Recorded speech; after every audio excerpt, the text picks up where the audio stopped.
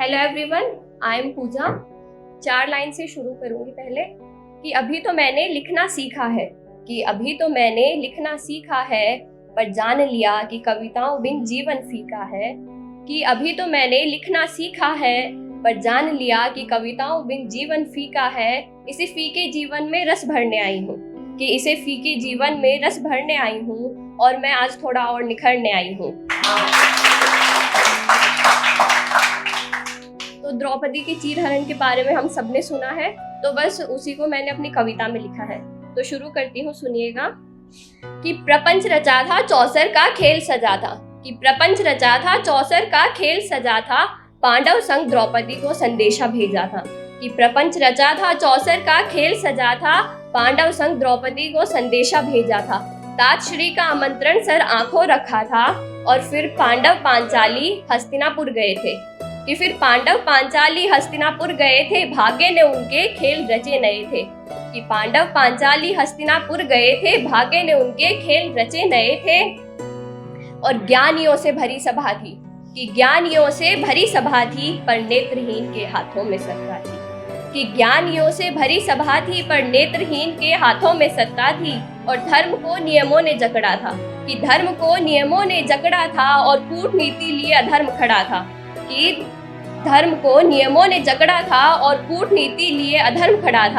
और फिर युधिष्ठिर और दुर्योधन में खेल चला था। शकुनी के पासों ने खेला था। पहली बारी में धन संपत्ति हारे थे।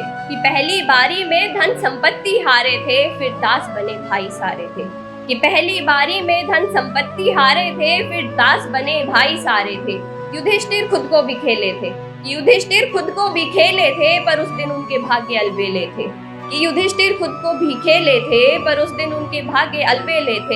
फिर भी नहीं समझ पाए थे। द्रौपदी को भी दाव पे लगाए थे। और शकुनी के पासे खेल रहे थे, पांडव अपने भाग्य का लिखा झेल रहे थे। और फिर वो समय भी आया था, दुर्योधन ने छल से द्रौपदी को दासी बनाया था।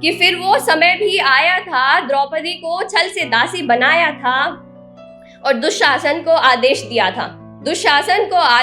था, द्रौपदी को सभा में लाने का फरमान किया था। और दुशासन की मति मारी गई थी। द्रुपद की आहुतियां सत्य हो रही थी, और कौरवों की मृत्यु लिखी जा रही थी।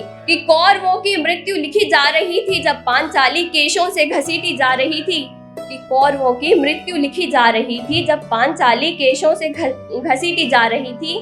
और इतिहास की सबसे काली घटना घट रही थी, जब ज्ञानियों के बीच एक स्त्री अपमानित हो रही थी। और दुर्योधन ने सारी सीमाएं लांग दी थी। जब पांचाली को बैठाने अपनी जंगा आगे की थी।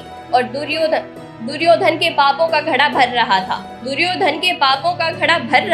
वो पाप एक से बड़ा एक कर रहा था।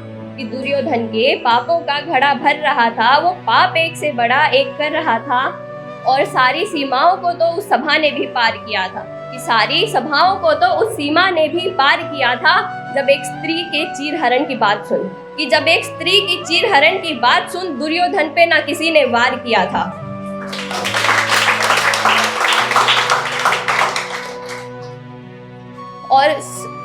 और राजा नहीं, सारे सभाजन नेत्रहीन हुए थे। जब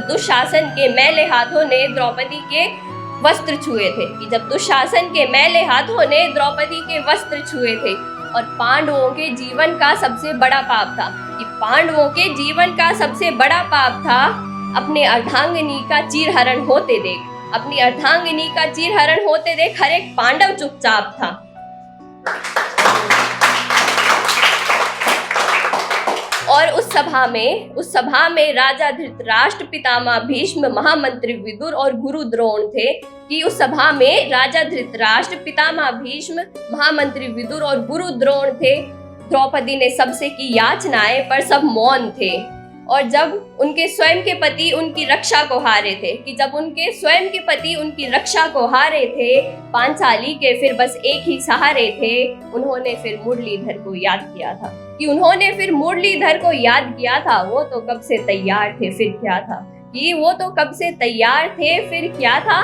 फिर मायावी ने अपनी माया रची थी, कि मायावी ने अपनी माया रची थी, अपनी सखी की लाज रखी थी, कि मायावी ने माया रची थी, अपनी सखी की लाज रखी थी। पर उस दिन राजा भरत की वो पवित्र और धर्ममयी सभा, कि उस दिन राजा भरत की वो पवित्र और धर्ममयी सभा मैली हो चुकी थी, जब एक स्त्री का चीरहरण होते देख धर्म के मुंह पे चुप्पी थी। धन्यवाद।